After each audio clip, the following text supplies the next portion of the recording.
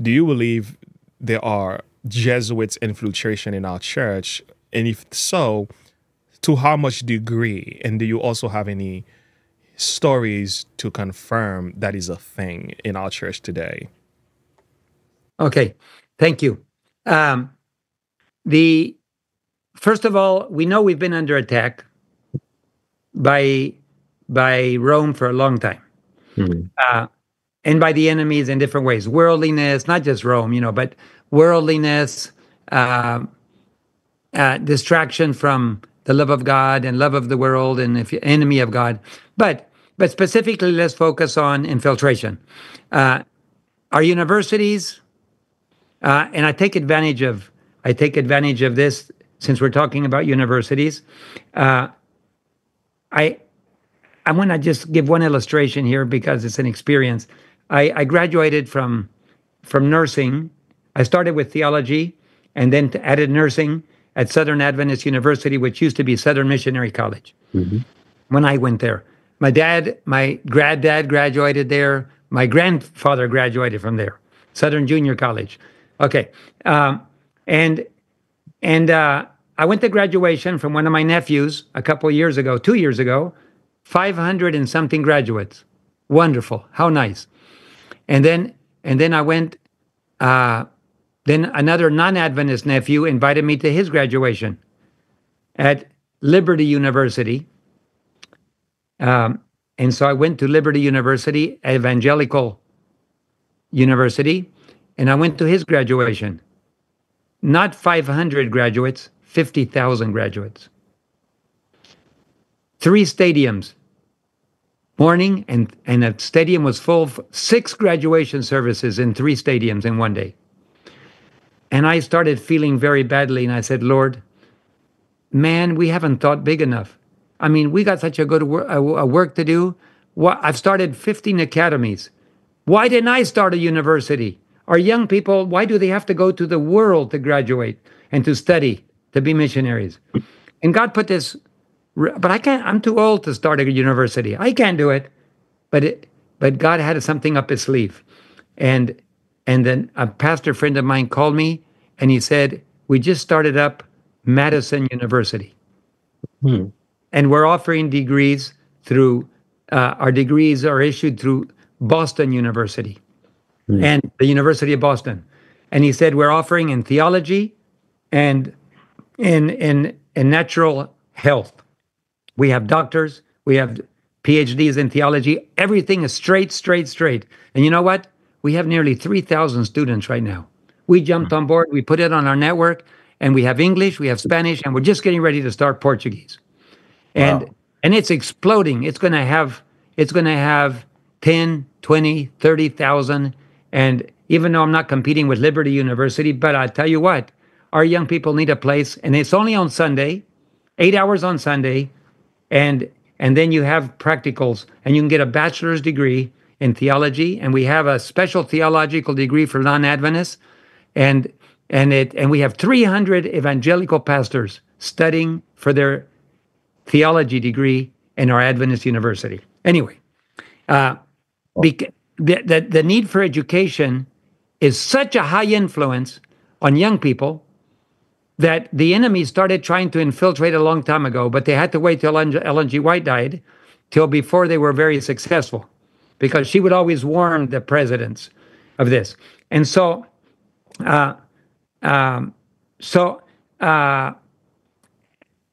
what has happened since then? Well, I only know of several. I've preached in most of our Adventist universities in the world.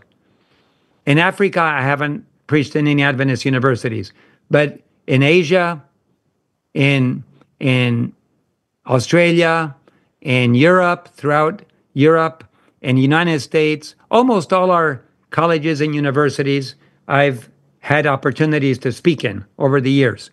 And I realize that all of them have come under attack.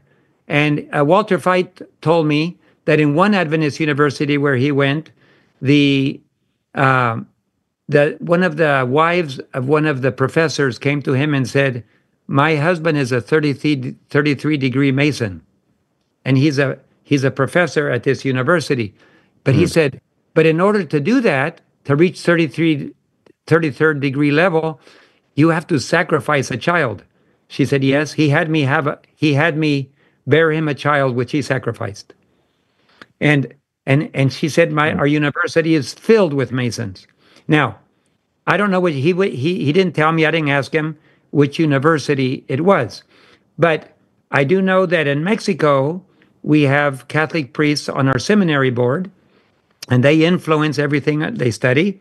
I do know that there are Masons in multiple universities, and I do know that our Adventist health system is also filled at high levels with the same, and that alcohol is served freely in many of the meetings in Australia from our Adventist health systems, and now my personal testimony is that when I met with the GC secretary, my wife and I, and the vice president, the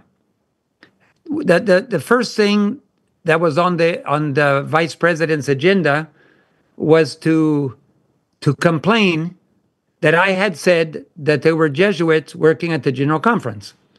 I said, but I have never said that. Yes, you did. But I don't believe that.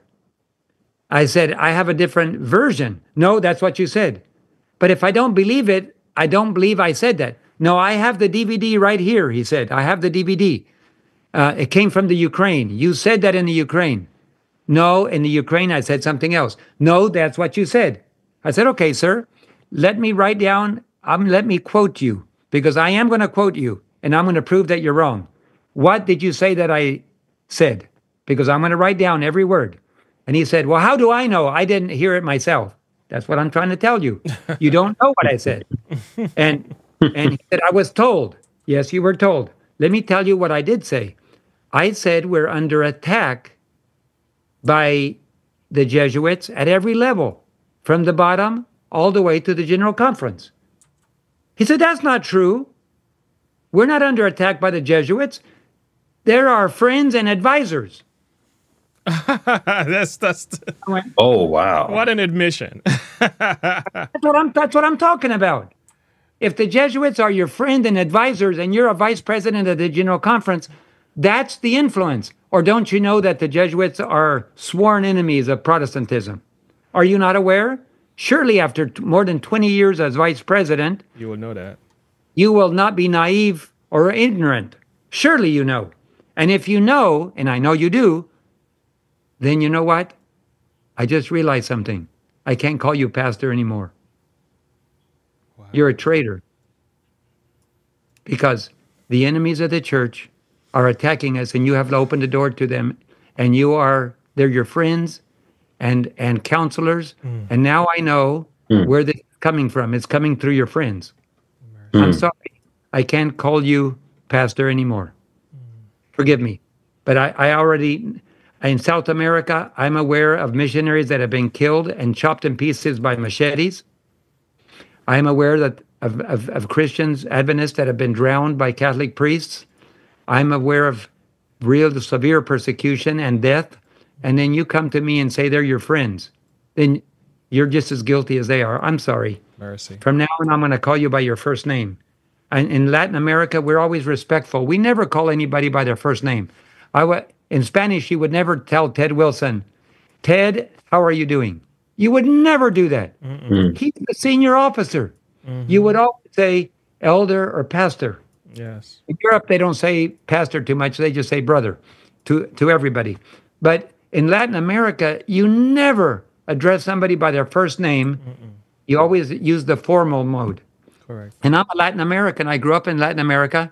But I said, I can't call you formally anymore because you have invited the enemy inside. And I thought you were protecting us, but you've sold us down the river. And then I said, let's not talk about it because I'll get too angry. Because I've been invited to Jesuit meetings in Guyana. I've been threatened by Jesuits who said they were going to kill me. I've been going to, and then you come here and say they're your friends. Mercy. I'm sorry. The first two pastors that ever went to Spain, Adventist pastors, were invited by their Jesuit neighbor to supper, and they died that night. They were poisoned. Oh. And I said, and you come and tell me don't you know the oath that they take? And so I said, I'm sorry. But it came from his mouth. My wife was there, and he himself told us that they were his friends. And so I do know that I don't believe that our pastors are Jesuits. No. To be a Jesuit, you have to go to their schools, study theology, take all the oath, go through all the Catholic rituals and everything to be a Jesuit. Yeah. So I don't believe that our pastors are Jesuits, but they're under Jesuit influence, many of them. Correct. And many of them have opened the door. Many of them have opened the door to friendships. And I don't know if there's financial remuneration. All I know is that in Masonry, and these guys have a lot of money, and in the Jesuits, they buy people. They buy and sell the souls of men. And the Bible, Revelation says they dealt with, buy and sell souls of men. Mercy. So many people are for sale. If we have a price, the devil's going to find it. It's disturbing. So that's a personal testimony from the vice president of the General Conference. And I happen to know that at St. Louis, at the last General Conference that I went to there, and it was, I think it was 2000 or 95, 2000, the Jesuits came in and prayed for the General Conference nominating committee before they made their decisions. Why are we inviting Catholic priests to come and pray for our nominating committee? What do they have to do with our nominations? I know that's I don't know. They don't invite us to their church to pray for them. No. One more experience, since you're asking for experience. Yes, please. I have a friend of mine has been a professor of theology at Andrews University for many years, and his wife finished a PhD and was invited to teach at Loyola University in Washington, D.C. She said, I can't go to Washington, D.C. We live in Michigan. And my husband is a professor here. I can't work for Loyola University being separate from my husband. And they said, oh, don't worry. We'll make arrangements. And they called the General Conference. And a few days later, the General Conference passed a call to her husband to be to work at the General Conference. Just like that. Just like that. One phone call away from the president of Loyola, and the General Conference says, yes, sir. That's influence. That's influence. And now they're up there, and she's teaching at Loyola University. Oh, mercy. So I want to say thank you for those two experiences. It's massive, but I can certainly feel that way. So I'm glad you also clarified we have Jesuit influence. And one of the things you said from the start is the attack on the spirit of prophecy is one of those main influence. And you've also shared in an older video before, I've seen this years ago, where you said there were Jesuits who'd even been reading the spirit of prophecy in their homes. That's another interesting story. They've read everything. They've read everything. And a Mexican... But they're making sure we don't read the books. Yeah. A Mexican physician friend of mine had a Jesuit bishop send his servant to his house and said, I have cancer. The bishop has cancer. He knows the Adventist health message, and he wants to be treated by you. And so the physician said, I am willing if he will allow me to give Bible studies to him after he is healed. So the bishop agreed. So the Adventist doctor went to his house and started treating him. And on one of those visits, the bishop took him upstairs and said, I want to show you something. And he opened up his cabinet, and there was every published writing of Ellen G. White. Wow. And he said, I've read every one. I bet you haven't. I'm a Jesuit. That's scary. And we are very, very aware, and we believe that Ellen White was definitely a prophet of God. But we do not want Adventists to read these books. And we do everything possible to keep them from reading, because she knew every plan that we are planning, and she knows the future, and we don't want Adventists to know what she wrote. So we do our best to oppose these writings so that Adventists will remain in the dark. So, yes, they read more than we do. I believe that story because we actually living it. We are seeing there's an attack on the spirit of prophecy. It's almost like every time somebody either leaves the church or apostatizes, their first attack is against the spirit of prophecy. It's like a pattern, and they start attacking other teachings too, like the investigative judgment. It's just an amazing pattern when you watch how that goes. But it's interesting that Jesuits have been reading our books, but we are being encouraged not to read the books.